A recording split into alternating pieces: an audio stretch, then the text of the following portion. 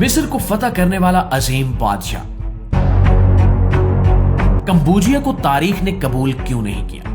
525 कबल मसीह का नाकाबिले यकीन वाकया। मुअज़्ज़िज़ दोस्तों, 525 कबल मसीह में फारिस की सरजमीन पर एक ऐसा वक्त आया जब अजीम बादशाह साइरस का दौर खत्म हो चुका था और उसके बेटे कंबोजिया दोयम ने तख्त संभाल लिया था। वो एक ताकतवर सल्तनत का वारिस था, मगर उसके कंधों पर बहुत भारी जिम्मेदारी भी थी। उसके सामने अपने बाप जैसा नाम पैदा करने का चैलेंज था। फारिस की सल्तनत पहले ही बहुत वसी हो चुकी थी, लेकिन कंबोजिया की नजर एक और बड़ी ताकत पर थी और वो था मिस्र।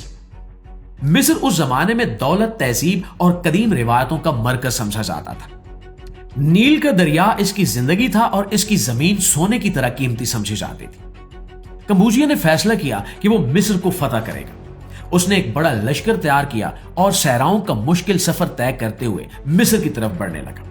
525 कबल मसीह में पेलुसियम के मकाम पर एक बड़ी जंग हुई।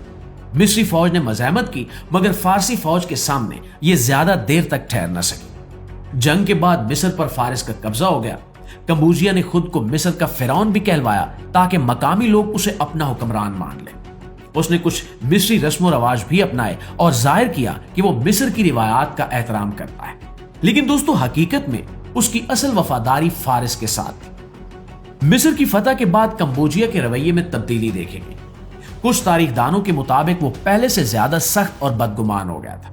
उस पर इल्जाम लगा कि उसने अपने भाई बुर्दिया को कत्ल करवा दिया, क्योंकि उसे डर था कि कहीं वो तख्त का दावा न कर दे। कुछ लोग कहते हैं कि यह सच था और कुछ इसे मुखालफिन की कहानी करार देते हैं। अब उस दौर की तारीख मुकम्मल तौर पर साफ नहीं है, इसलिए सच और झूठ में फर्क करना मुश्किल है। नाज़रीन, मिस्र में इसके बारे में ये बातें भी मशहूर हुई कि इसने बाज मंदिरों को नुकसान पहुंचाया और मुकद्दस जानवरों की बेइज्जती की। लेकिन कुछ जदीद मुहक्किकीन कहते हैं कि ये इल्जाम बढ़ा चढ़ाकर पेश किए गए हैं, क्योंकि मिस्री लोग गैर मुल्की हुक्मरान को पसंद नहीं करते थे।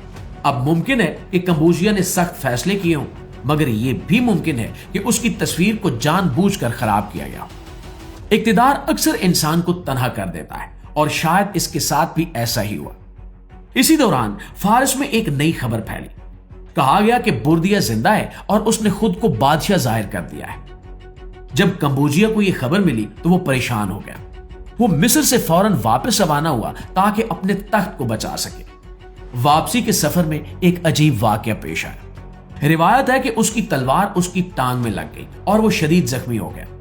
कुछ लोग कहते हैं कि यह हादसा था और कुछ का ख्याल है कि उसने मायूसी में खुद को जख्मी किया।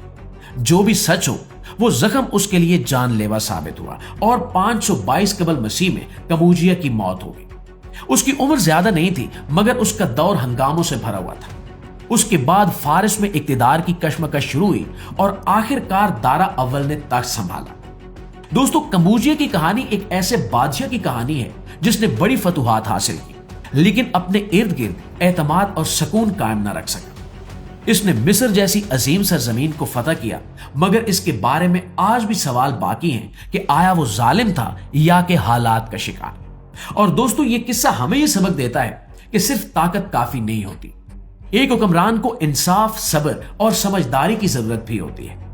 अगर इंसान खौफ और शक में घिर जाए तो अपने ही फैसलों का शिकार हो सकता है। दोस्तों, कंबोजिया तारीख में एक ताकतवर मगर मुतनाज़े किरदार के तौर पर याद किया जाता है, जिसकी जिंदगी में कामयाबी भी थी और अंजाम में तनाई। इसके बारे में आपकी राय क्या कहती है? कमेंट में जरूर बताइएगा। वीडियो अच्छी लगी है, मालूमात में इजाफे का बायस बनी है, तो हमारी कोशिश को एक लाइक और एक शेयर जरूर दीजिएगा। इंशाल्लाह आपकी खिदमत में हाजिर होते हैं एक नई वीडियो के साथ। तब तक अपना ढेर सारा ख्याल रखिए। अल्लाह निगहबान।